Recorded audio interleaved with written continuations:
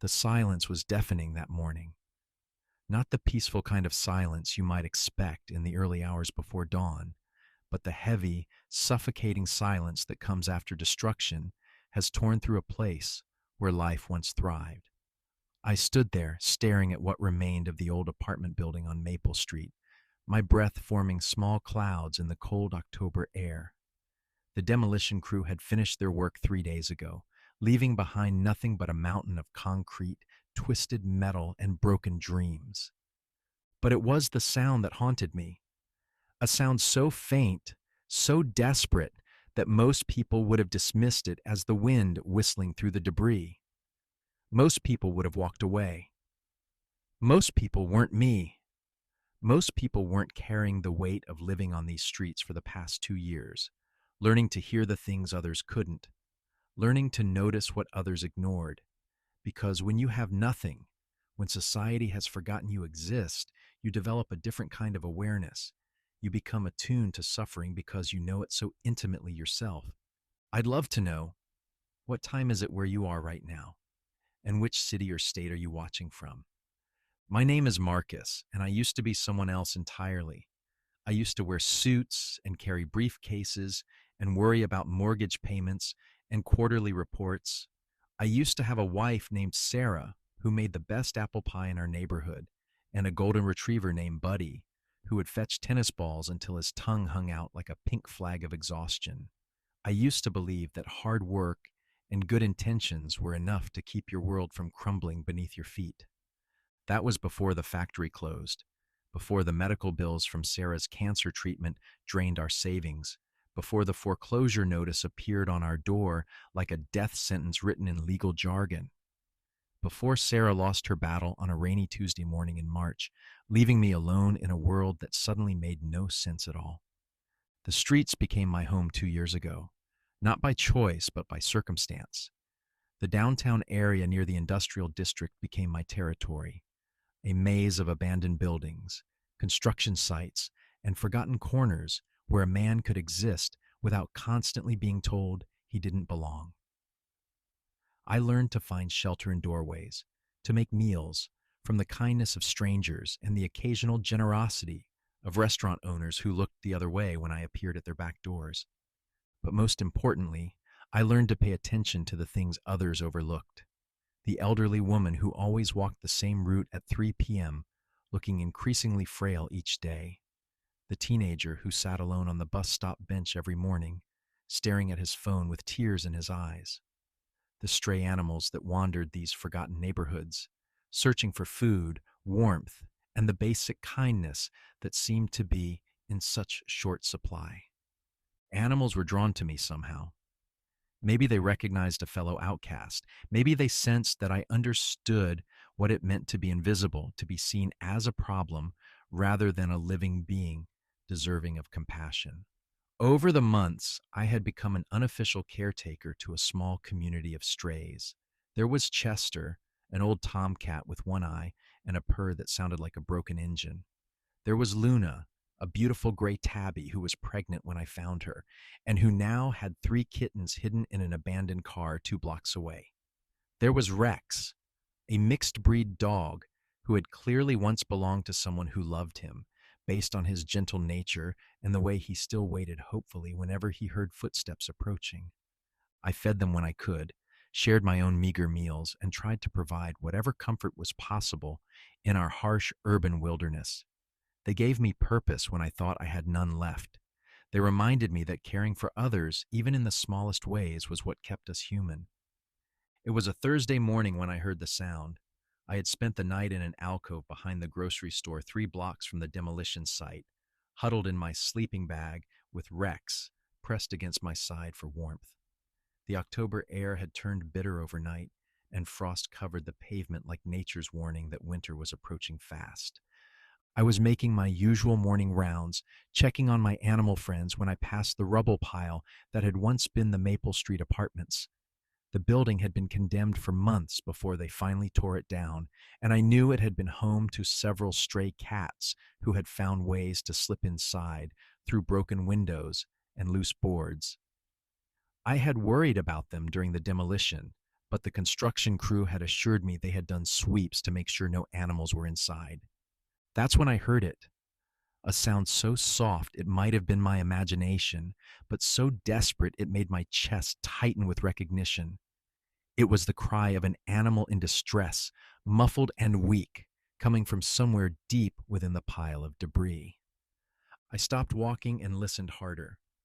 The sound came again, barely audible above the distant hum of morning traffic. It was definitely a cat, and it was definitely in trouble. My heart began to race as I approached the rubble pile. The debris was stacked at least 15 feet high in some places, a chaotic mountain of broken concrete, snapped wooden beams, twisted metal pipes, and chunks of drywall. It looked unstable and dangerous, the kind of place where one wrong step could trigger an avalanche of heavy materials. But the crying continued, and with each faint meow, I felt my resolve strengthening. Somewhere in that mess was a living creature who needed help, and I was the only one who seemed to hear them. I began to circle the pile slowly, trying to pinpoint where the sound was coming from. The crying was sporadic now, weaker than before, as if the animal was conserving what little energy they had left. It seemed to be coming from the northwest corner, where a large section of exterior wall had collapsed inward, creating a cave-like space beneath the rubble. The rescue attempt. Emotional tension. Getting closer, I could see small gaps between the pieces of debris, spaces where air and sound could travel, but where no human could fit. I got down on my hands and knees, pressing my ear to the cold concrete, and called out softly, "Hello there, baby. I'm here. Can you hear me?" The response was immediate, a series of weak but definitely purposeful meows coming from what seemed like several feet below the surface. The sound sent chills down my spine, not from the cold, but from the realization that this animal had been trapped here for days, possibly since the demolition began. I pulled out my phone and turned on the flashlight, shining it into the largest gap I could find. The beam revealed a complex maze of debris with pockets of space where pieces of concrete and metal had landed against each other, creating small caverns. And there, deep in the shadows, I caught a glimpse of two glowing eyes reflecting back at me. The eyes were bright green, beautiful and terrified, belonging to what appeared to be a small cat with orange and white markings. Even from this distance, I could see that the animal was injured. There was blood matted in their fur, and they were lying in an awkward position that suggested they couldn't move properly. My heart broke looking at those eyes. They held the same expression I had seen in my own reflection during my darkest moments on the streets.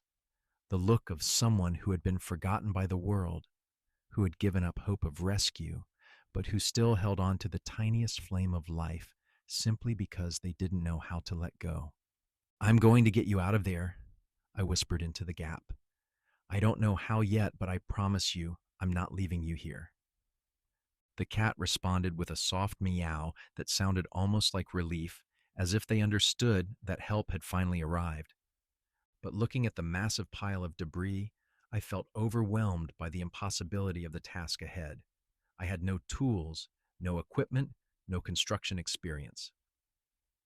I was just one man with limited resources, facing a rescue operation that would challenge a professional team with heavy machinery. I spent the next hour carefully examining the rubble pile, looking for any safe way to create an opening large enough for the cat to escape through. Every piece of debris was connected to others in a delicate balance. Moving the wrong piece could cause a collapse that would crush the trapped animal or bury them even deeper. The temperature was dropping, and I could see my breath more clearly now. I thought about the cat, injured and trapped in that cold, dark space, and I knew that time was running out. Each hour that passed made their survival less likely. I realized I couldn't do this alone. For the first time in months, I was going to have to ask for help from the very society that had made me invisible. It went against every instinct I had developed for self-preservation, but the cat's life was more important than my pride or my fear of rejection. I started with the obvious choice. I called 911 and explained the situation to the dispatcher. She was polite but told me that animal control would need to handle the situation and they wouldn't be available until Monday morning. It was Thursday. The cat wouldn't survive until Monday. I called the fire department directly. They told me that unless there was immediate danger to human life, they couldn't justify using their resources for an animal rescue, especially one that would require extensive excavation. I called every animal rescue organization in the phone book. Most went straight to voicemail. The ones that answered explained that they didn't have the equipment or personnel to handle this type of emergency rescue. With each rejection, I felt my frustration growing. Here was a living creature in desperate need, and the systems that were supposed to help were failing because of bureaucracy, limited resources, and the simple fact that one small cat's life wasn't considered worth the effort. But I wasn't ready to give up. If official channels wouldn't help, I would find another way. I walked to the nearest coffee shop, where I knew the morning regulars gathered. These were working people, folks who lived in the neighborhood and cared about their community. I swallowed my pride and approached a table where three construction workers were having breakfast before their shift.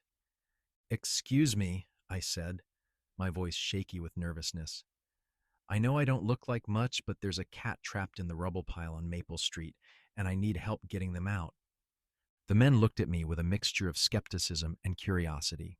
I could see them taking in my appearance, the worn clothes, the unkempt hair, the obvious signs that I was homeless.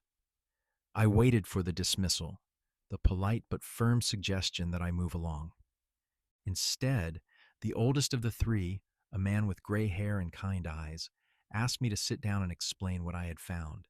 His name was Tony, and he had been working construction for 30 years. As I described the trapped cat and the structure of the debris pile, I watched his expression change from skepticism to genuine concern. He asked detailed questions about the type of materials involved, the stability of the pile, and the exact location where I had seen the animal. After I finished explaining, Tony was quiet for a moment. Then he turned to his companions and said something that restored my faith in human nature. "Well, boys, looks like we're starting our day with a rescue operation." Within an hour, Tony had assembled an unlikely rescue team.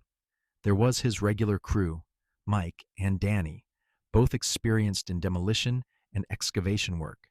There was Maria, a veterinarian from the clinic down the street who had heard about our situation and brought a medical kit specifically designed for emergency animal treatment. There was Janet, an older woman who ran the local pet supply store and had arrived with blankets, a carrier, and various supplies we might need. But most surprising of all was the arrival of Carlos, a man I recognized from the homeless community. He was older than me, probably in his 60s, with hands scarred from years of manual labor and eyes that had seen more hardship than most people could imagine. I had spoken to him occasionally over the past months, sharing information about safe sleeping spots and places to find meals. "I heard you were trying to save a cat," Carlos said as he approached our group. "I don't have money or tools, but I've got experience with rescue work from my time in the Army. And I've got time. That's got to count for something." Tony looked at Carlos, then at me, and nodded with respect. Experience and time count for a lot. We can use all the help we can get. As our group gathered around the rubble pile, I felt something I hadn't experienced in years. I felt like I belonged to something larger than myself. These people, who had every reason to walk away from a complicated situation involving a homeless man and a trapped cat, had instead chosen to come together for the simple purpose of saving a life. Tony took charge of the operation with the natural authority of someone who had managed construction sites for decades.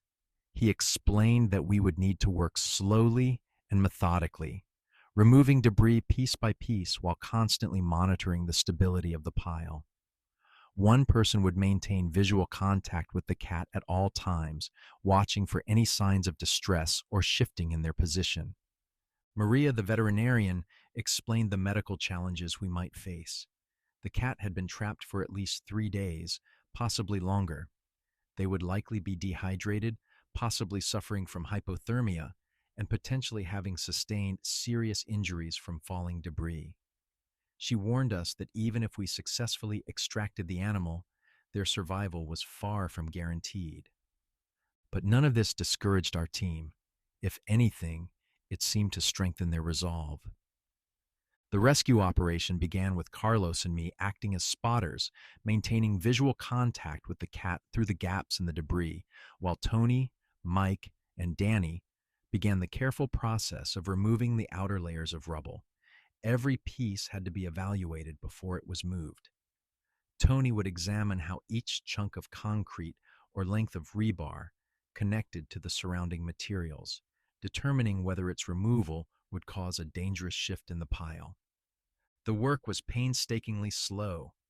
In the first hour, we managed to remove only a few pieces from the outer edge, creating a slightly larger gap, but making little progress toward reaching the trapped animal. I could see the cat more clearly now, and my heart ached at what I observed. The cat was definitely injured. Their left front leg appeared to be trapped under a piece of concrete, and there were visible cuts on their face and sides where debris had scraped against their fur. But what struck me most was their eyes. Despite the pain and fear they must have been experiencing, those green eyes remained alert and focused on our rescue efforts. There was still fight left in this little creature. I kept up a constant stream of gentle conversation, speaking to the cat in soft tones to let them know they weren't alone. I told them about my other animal friends, about the warm shelter we would find for them once they were free, about the good food and medical care that waited on the other side of this ordeal. The cat responded to my voice, occasionally offering weak meows that seemed to acknowledge my presence.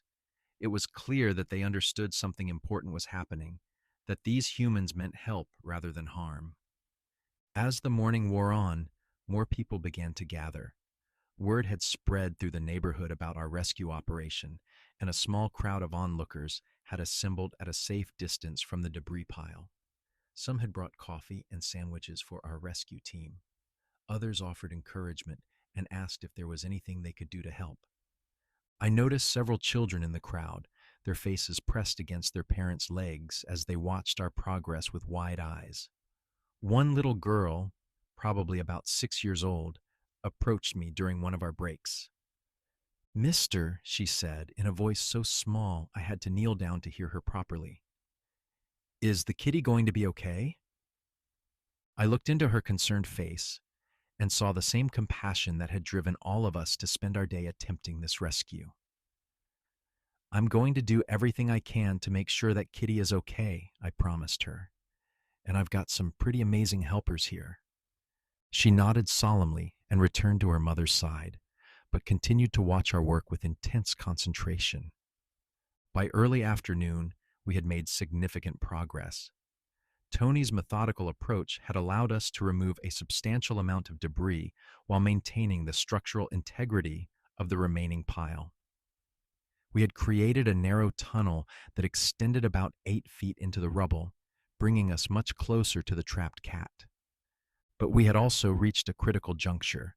The next layer of debris included several large concrete slabs that were supporting much of the weight above them.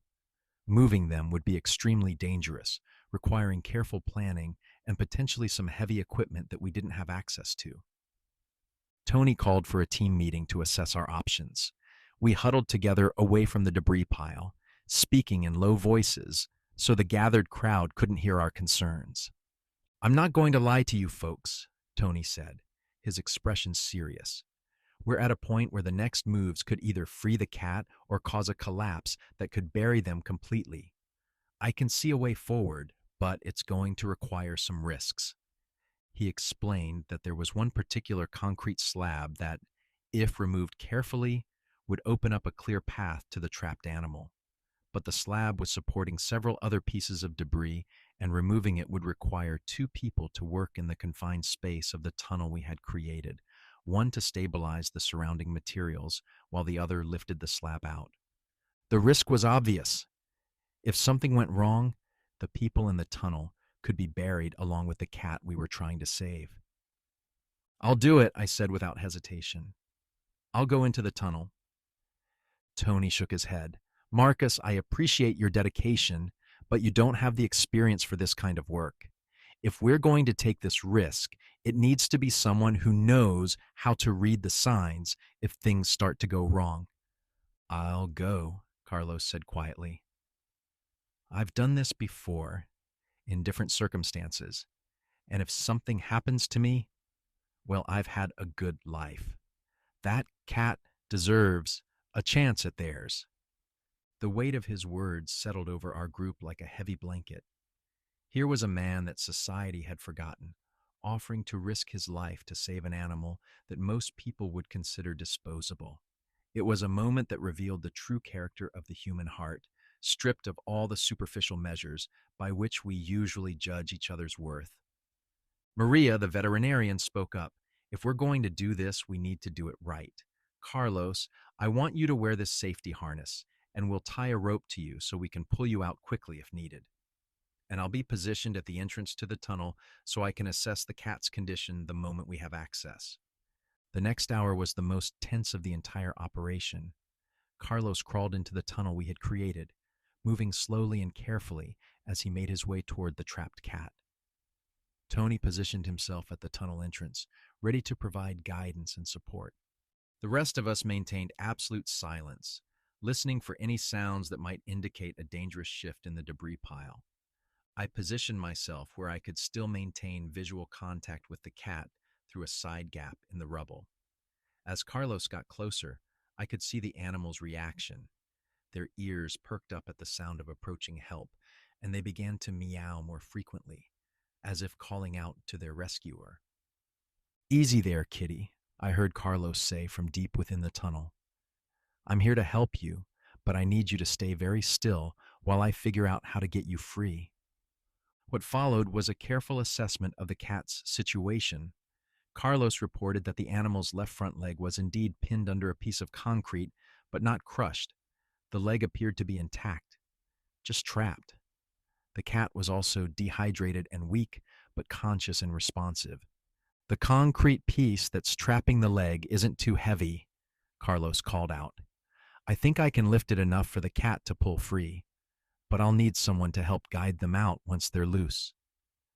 I'm small enough to fit through the tunnel, I said. Let me come in and help. Tony looked at me for a moment, clearly weighing the risks of having two people in the unstable space. Finally, he nodded. Be careful, and if Carlos tells you to get out, you move fast. No heroics. Crawling through that tunnel was like entering another world. The space was cramped and dark, filled with the smell of dust and concrete. Every sound was amplified. My own breathing seemed thunderously loud, and I could hear the subtle creaks and groans of the debris pile settling around us. When I finally reached Carlos and the trapped cat, I was struck by how small and vulnerable the animal looked in this harsh environment. They were a beautiful orange tabby, with white markings on their chest and paws, probably young, maybe a year or two old. Despite their obvious pain and exhaustion, they looked up at me with those bright green eyes that seemed to hold a mix of fear and hope. Hello, beautiful, I whispered, extending my hand slowly so they could catch my scent. We're going to get you out of here. The cat sniffed my fingers and then amazingly began to purr. It was a weak, raspy sound, but it was definitely a purr. Even in this terrible situation, this little creature was expressing gratitude for human contact and kindness. Carlos had positioned himself behind the concrete slab that was pinning the cat's leg. On my count, he said, I'm going to lift this up. When I do, you need to gently pull the cat toward you and guide them toward the tunnel entrance. Ready? I positioned myself carefully, preparing to receive the cat. Ready? 1, 2, 3. Carlos lifted the concrete slab, and I watched as the cat's leg came free.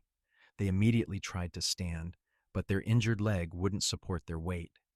I gently scooped them up, feeling how light they were, how their tiny body trembled with exhaustion and pain. Got them, I called out. We're coming out. The journey back through the tunnel felt both eternal and instantaneous. I cradled the cat against my chest, feeling their rapid heartbeat and shallow breathing. They had stopped purring, conserving their energy for survival, but they made no attempt to struggle or escape from my arms. When we finally emerged from the tunnel, the small crowd that had gathered erupted in spontaneous applause. I felt overwhelmed by the moment, the relief of having successfully completed the rescue, the weight of the small life in my arms, the unexpected warmth of being surrounded by people who cared about the same things I cared about. Maria immediately took charge of the cat's medical care. She had set up a makeshift examination area on a blanket spread across the hood of her car, equipped with medical supplies and a portable heat source to help combat hypothermia. Her examination revealed that while the cat was indeed dehydrated and had sustained several cuts and bruises, the injuries were not life-threatening. The left front leg that had been trapped showed signs of strain but no fractures. Most importantly, the cat was alert and responsive, suggesting that there was no serious head trauma or internal injuries. "This little one is a fighter," Maria announced to our group. "With proper care, fluids, and some time to heal, they should make a full recovery." She administered subcutaneous fluids to address the dehydration and cleaned and treated the various cuts and scrapes. The cat tolerated the medical attention with remarkable patience, as if they understood that these procedures were meant to help rather than harm. As Maria worked, Janet from the pet store had prepared a comfortable carrier lined with soft blankets and equipped with a small heating pad. The plan was to transport the cat to Maria's veterinary clinic for more comprehensive treatment and monitoring. But first, there was something I needed to do. I approached the examination area where the cat was resting in the carrier, their green eyes now more alert and focused than they had been during the rescue. They looked up at me as I knelt down next to the carrier, and I was struck again by the intelligence and awareness in their gaze. "You need a name," I said softly. "After everything you've been through, after showing such courage and determination to survive, you deserve a name that reflects your strength." I thought about the past few hours, about the community that had come together to save this small life, about the way hope could emerge from the most desperate circumstances. I thought about how this cat had called out from the darkness, refusing to give up even when the situation seemed hopeless. "Hope," I said finally. "Your name is Hope because that's what you gave us today. You reminded us that every life matters, that it's worth fighting for what's right, even when the odds seem impossible." The cat, Hope, responded with a soft meow that sounded almost like agreement. Maria smiled as she secured the carrier for transport. "Hope is a perfect name. And Marcus, you should know that Hope is going to need someone to help with their recovery over the next few weeks. Someone who understands what they've been through. Someone they trust. Would you be interested in fostering Hope while they heal?" The question caught me off guard. I looked down at my worn clothes, thought about my unstable living situation, my limited resources. "I'm homeless," I said quietly. "I don't have a place where I could properly care for a cat." Janet, who had been listening to our conversation, stepped forward. "Actually, I've been thinking about that. I live alone in a small apartment above my pet store, and I've got more space than I need. Marcus, if you're willing to help care for Hope during their recovery, you're welcome to stay in my spare room. Consider it payment for helping to save their life." I stared at her, unable to process what she was offering. A roof over my head, a chance to care for Hope during their healing process, an opportunity to be part of something positive and meaningful. It felt too good to be true. "Are you serious?" I asked, my voice barely above a whisper. "Completely serious," Janet replied. "I've been watching you today, seeing how much you care about animals, how hard you fought to save Hope. My store could use someone with that kind of compassion, and Hope could use someone who understands what it's like to survive difficult circumstances. That evening, I found myself in a situation I hadn't experienced in over 2 years. I was sitting in a comfortable chair in Janet's small apartment, watching Hope sleep peacefully in a soft bed positioned near a window where they could see the street below. The cat had eaten a small meal of high quality food and had been given pain medication to help with their recovery.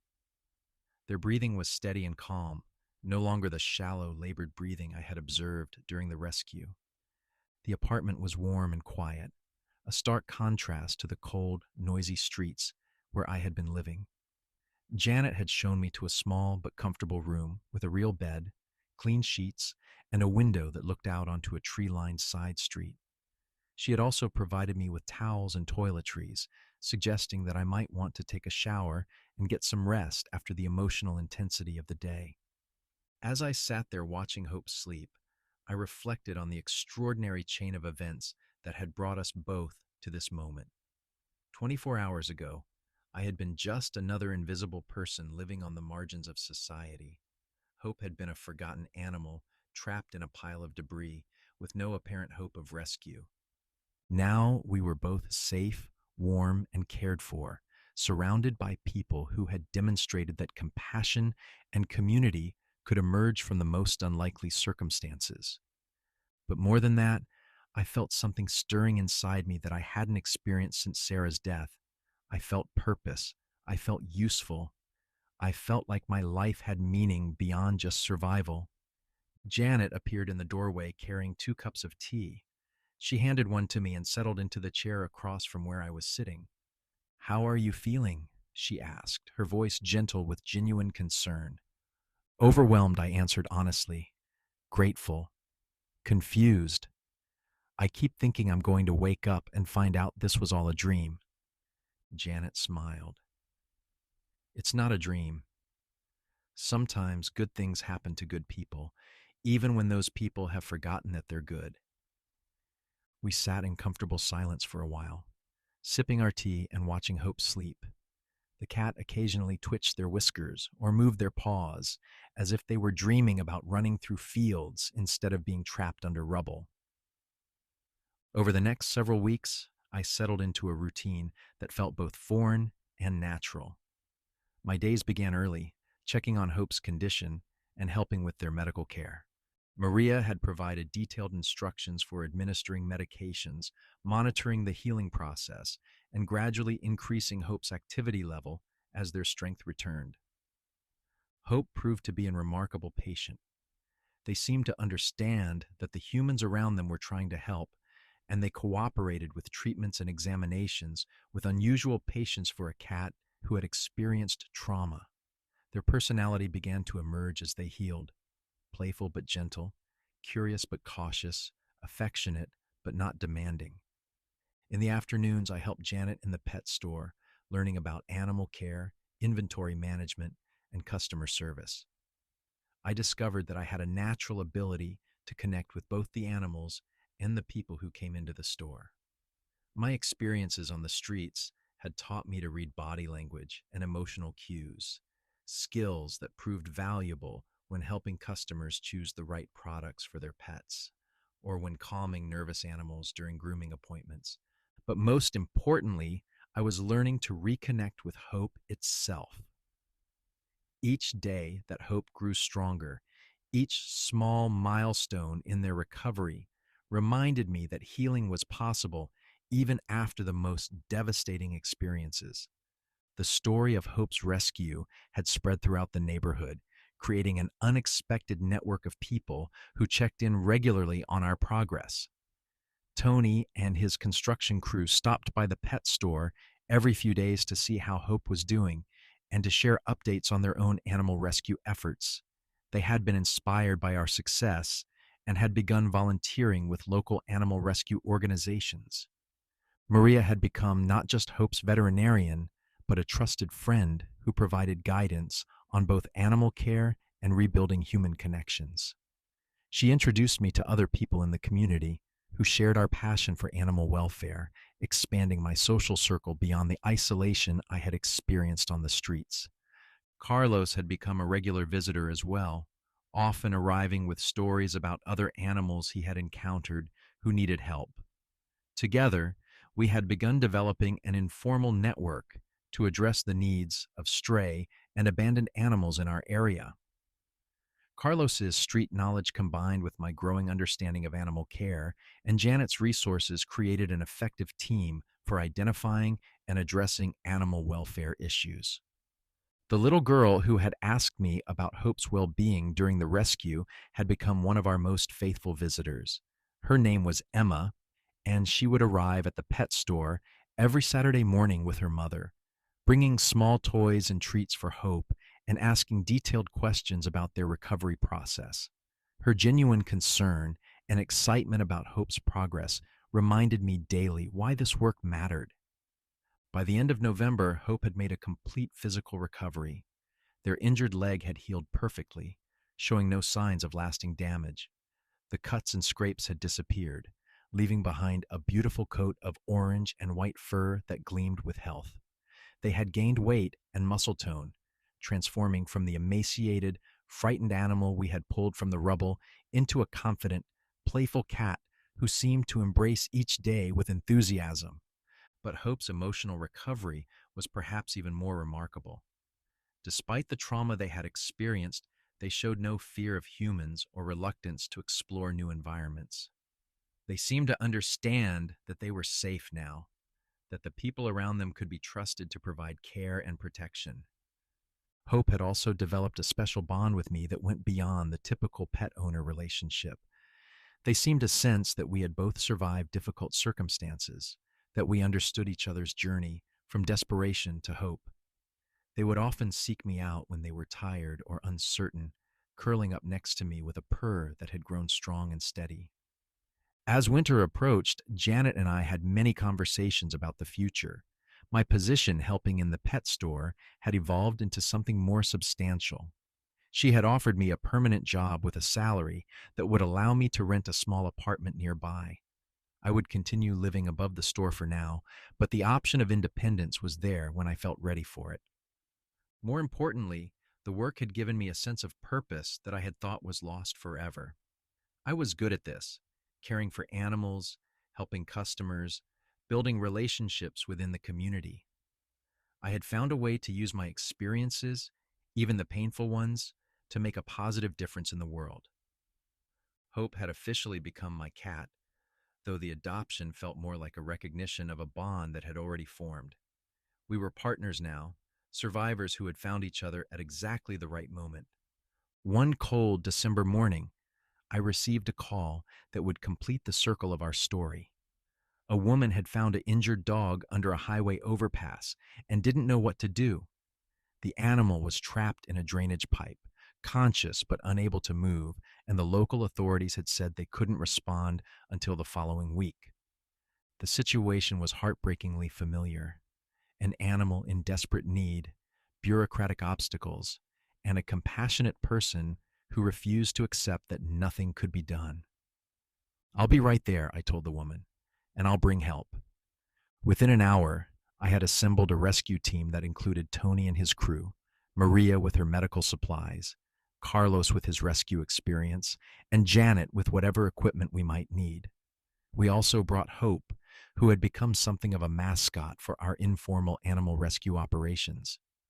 The rescue took most of the day, but we successfully extracted a German Shepherd mix who had apparently been hit by a car and had crawled into the drainage pipe seeking shelter. Like Hope, the dog was injured but alive, frightened but responsive to gentle treatment. As we transported the dog to Maria's clinic for treatment, I felt the profound satisfaction that comes from turning personal pain into purposeful action. My experiences on the streets, the desperation and invisibility I had endured, had prepared me for this work in ways that no formal training could have provided. That evening, as I sat in the apartment above the pet store with Hope curled up on my lap, I thought about the journey that had brought us to this moment. 8 months ago, I had been a broken man living on the streets, convinced that my life had no value or purpose. Hope had been a nameless stray, forgotten by the world, and trapped in what seemed like a hopeless situation. But sometimes the most powerful transformations begin with the simplest act of refusing to give up. Sometimes salvation comes not from dramatic gestures or grand plans, but from the quiet decision to pay attention to suffering and to respond with whatever resources we have available. Hope purred contentedly as I stroked their soft fur, and I realized that their name had become prophetic in ways I never could have imagined. They had given me hope when I needed it most, but more than that, they had shown me that hope is not a passive emotion. Hope is active. Hope is the decision to keep fighting even when the situation seems impossible. Hope is the choice to believe that things can get better and then to work toward making that belief a reality. Our animal rescue network had grown throughout the winter, expanding from our small core group to include dozens of volunteers from throughout the city. We had successfully rescued and rehabilitated more than 30 animals, finding homes for most, and providing ongoing care for those with special needs. But the impact went beyond just the animals we had saved. The humans involved in our rescue operations had formed genuine friendships and support networks. Tony's construction crew had begun volunteering regularly with habitat restoration projects. Maria had started offering free veterinary clinics for low-income pet owners. Carlos had been hired as a consultant by the city's animal control department, bringing his street knowledge and rescue experience to official operations.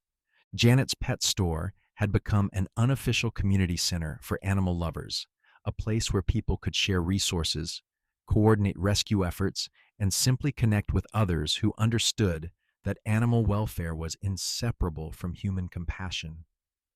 I had been invited to speak at local schools and community groups about animal rescue and homelessness, sharing the story of Hope's rescue and the lessons I had learned about the connections between all forms of vulnerability and resilience. On a warm day in early spring, exactly 1 year after Hope's rescue, we organized a celebration at the site where the Maple Street apartments had once stood. The lot had been cleared and landscaped, transformed into a small neighborhood park with benches, walking paths, and a playground for children. More than 100 people attended the gathering, including many who had been involved in Hope's rescue and recovery, as well as families whose pets had been helped by our growing rescue network. Hope was there too, healthy and confident, wearing a small harness and enjoying the attention from admiring visitors. Emma, the little girl who had asked about Hope's well-being during the original rescue, had organized a fundraiser at her school that raised enough money to install a small memorial plaque in the park. The plaque read, "In honor of Hope and all the forgotten animals who remind us that every life has value and every act of compassion matters." As I stood in that space where Hope had once been trapped and dying, surrounded by the community that had formed around the simple decision to save one small life, I felt a profound sense of completion. Not the kind of completion that comes from ending something, but the kind that comes from understanding that every ending is also a beginning. Hope is 3 years old now, healthy and happy, still living with me in the small apartment I eventually rented near Janet's pet store. They have become something of a celebrity in our neighborhood, known for their friendly personality and their role in inspiring our local animal rescue efforts. I continue to work with animals and their human families, having completed certification as a veterinary assistant and animal behavior specialist.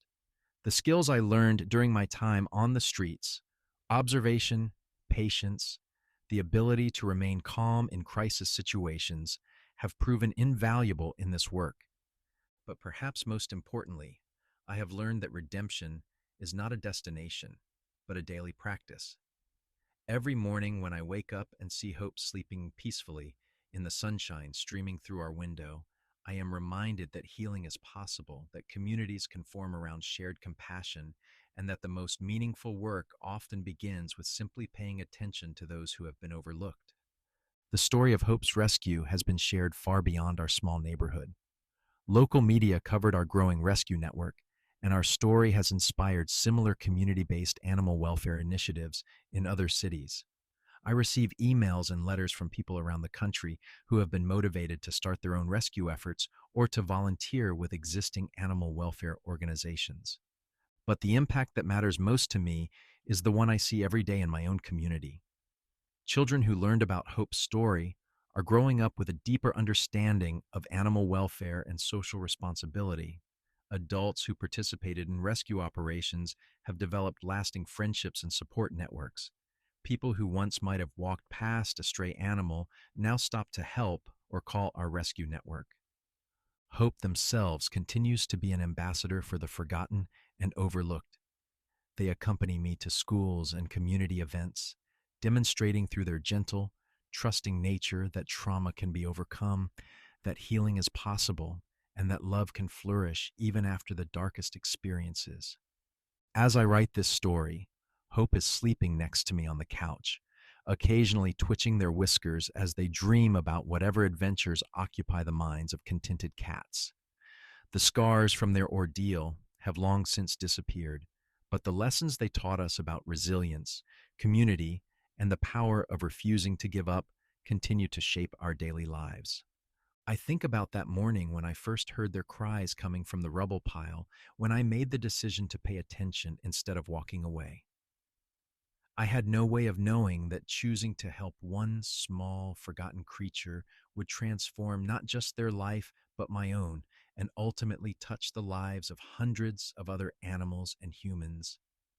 The promise I made to Hope in that dark space under the debris, that I wouldn't leave them there, that I would find a way to help, has become the guiding principle of my life.